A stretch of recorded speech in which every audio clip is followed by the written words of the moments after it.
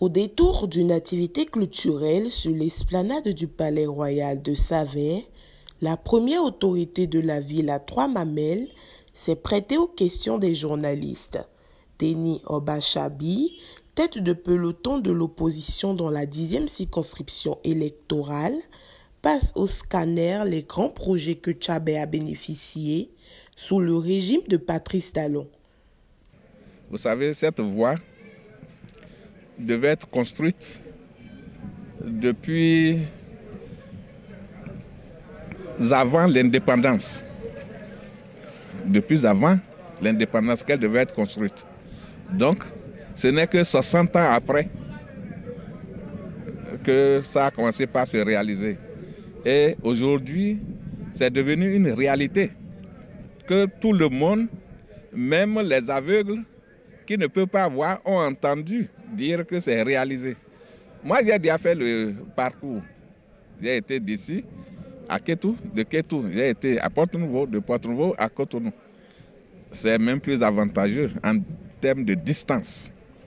Alors, c'est le lieu et l'occasion, au nom des ancêtres, au nom de nos collines et de la terre Tchambé, de remercier une fois encore le président de la République, son Excellence, le président Talon, pour tout ce qu'il fait pour le Bénin, en général et en particulier pour tout ce qu'il a fait pour nous à Saverne.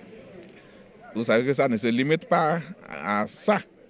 Il y a l'eau, le grand barrage des collines, j'allais même dire du Zou, et pourquoi pas le Bénin, le plus grand barrage aujourd'hui, à part Nangbeto qui est électrique, mais d'adduction d'eau, c'est à Saverne et à Glazoué.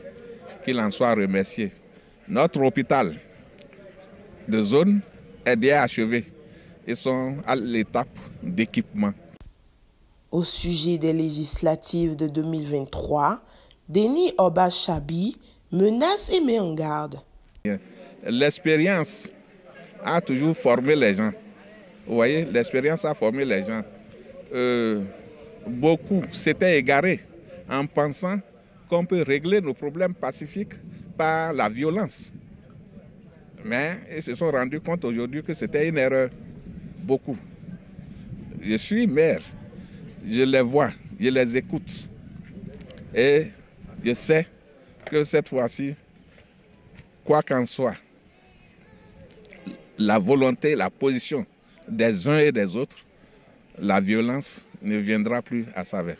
Il n'y en aura plus. Ça, c'est clair.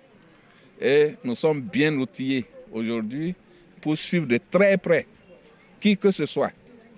Je dis de très près qui que ce soit.